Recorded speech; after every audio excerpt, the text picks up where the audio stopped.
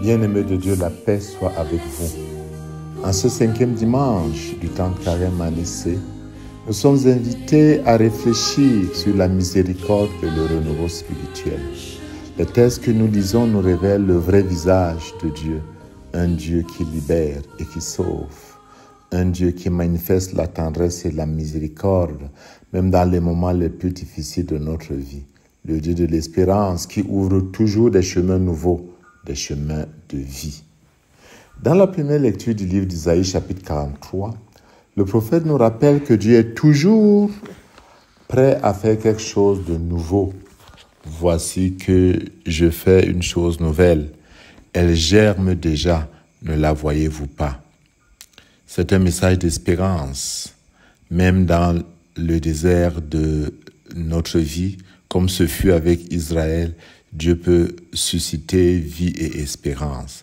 Je vais faire couler de l'eau dans le désert, des fleuves dans les lieux arides, pour désaltérer mon peuple, celui que j'ai choisi, ce peuple que je me suis façonné, redira ma louange. Isaïe ravive ainsi chez les exilés l'espoir. Dieu ne les a pas abandonnés, au contraire, il prépare déjà le retour au pays. Et il fait déjà voir cela, en se rappelant de ce qui s'était passé avec la libération d'Égypte. Israël doit s'appuyer sur ces miracles, faire mémoire, se rappeler de l'œuvre de Dieu pour découvrir que le même Dieu qui est toujours avec son peuple ne change pas. Il vient manifester sa puissance, sa toute-puissance par le pardon et par la miséricorde. Ça se révèle davantage dans l'Évangile, où Saint Jean nous décrit la scène de la femme adultère. Les pharisiens, attachés à la loi de Moïse, tentent de piéger Jésus en lui demandant son avis sur l'adultère de la femme. Notons que dans le Lévitique chapitre 20, il est dit: quand un homme commet l'adultère avec la femme de son prochain, cet homme adultère et cette femme seront mis à mort. Pour notre cas, il ne s'agit que de la femme. La question des pharisiens n'est pas juste. Mais cette femme a été surprise en flagrant délit d'adultère. Or, dans la loi, Moïse nous a ordonné de l'habiter, ces femmes-là. Et toi, qu'en dis-tu? Moïse n'a pas ordonné de l'habiter, ces femmes-là, de l'habiter aussi bien la femme que l'homme. Donc Jésus ne répond pas tout de suite. Jésus s'était abaissé du doigt, il écrivait sur la terre. Ce silence est certainement destiné à laisser à chacun le soin de répondre, très respectueux. Jésus n'humilie personne. Celui qui incarne la miséricorde ne cherche pas à mettre qui que ce soit dans l'embarras. Aux uns et aux autres, il veut faire dans une dynamique pédagogique, découvrir le vrai visage de Dieu, le Dieu de la miséricorde. Quand finalement il répond, que dit-il? Celui d'entre vous qui est sans péché, qu'il soit le premier à lui jeter une pierre. Sur ces réponses, ils s'en vont un par un, en commençant par les plus âgés. Les pharisiens, conscients de leur propre faute, s'en vont et Jésus pardonne à la femme, lui demandant de ne plus pécher. Femme, personne ne t'a condamné. Moi non plus, je ne te condamne pas. Va, et désormais, ne pêche plus. Les pharisiens et les scribes voulaient sincèrement être les fils du Très-Haut. Alors Jésus leur dit: ne vous trompez pas de Dieu. Comme Dieu est miséricordieux, soyez comme lui. Jésus nous révèle ainsi le vrai visage de Dieu.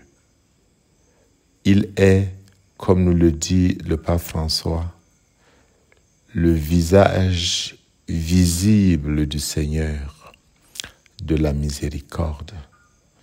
Il est la manifestation de la bonté de Dieu. La première lecture et l'évangile de ce dimanche ont un discours semblable.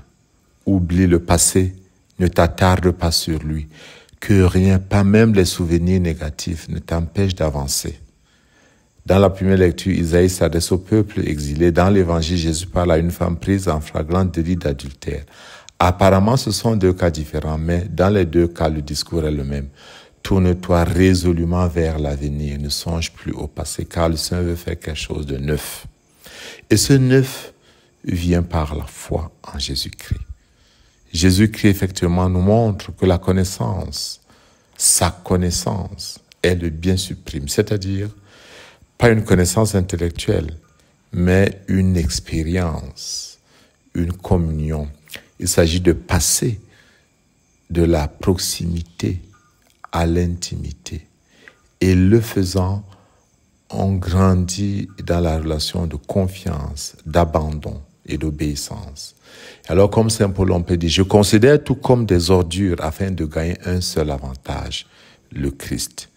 L'avenir est dans la justification par la foi en Jésus, c'est-à-dire la transformation de notre être intérieur par la grâce qui balaie le jugement et nous réintroduit dans notre vrai projet en Dieu, être à son image et à sa ressemblance. Il s'agit d'être de la justice qui vient de la foi au Christ, la justice venant de Dieu, qui est fondée sur la foi, dit Saint Paul. Il s'agit pour moi, dit-il, de connaître le Christ, d'éprouver la puissance de sa résurrection et de communier aux souffrances de sa passion en devenant semblable à lui dans sa mort, avec l'espoir de parvenir à la résurrection d'entre les morts. On peut se poser légitimement une question. Celle de savoir si la miséricorde est sans limite dans notre cœur et dans nos relations avec les autres. La réponse est nuancée. Oui, nous devons toujours répondre par amour. Mais l'amour véritable ne se réduit ni à la faiblesse, ni à une absence de justice ou de fermeté. L'amour chrétien tel que l'enseigne l'Église est à la fois miséricorde et vérité, tendresse et exigence. Parfois, la vérité peut faire mal. Il ne s'agit donc pas de tout accepter au nom d'un amour mal compris, mais de répondre à toute situation dans l'esprit du Christ. Le Christ ne sépare jamais l'amour de la vérité, ni la justice de la miséricorde. Saint Thomas d'Aquin dit, la justice et la miséricorde vont tellement de pair que l'une soutient l'autre.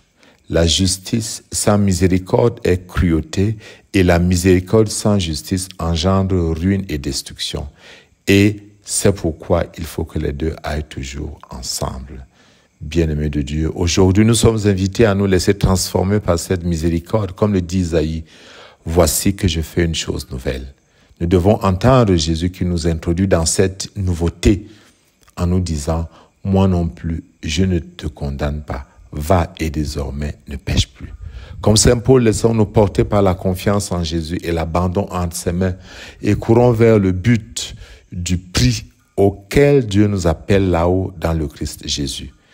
Soyons ouverts à cette nouvelle chose que Dieu veut faire en nous et devenons nous aussi des instruments de la miséricorde pour les autres. Que Dieu Tout-Puissant vous bénisse, le Père, le Fils et le Saint-Esprit. Amen.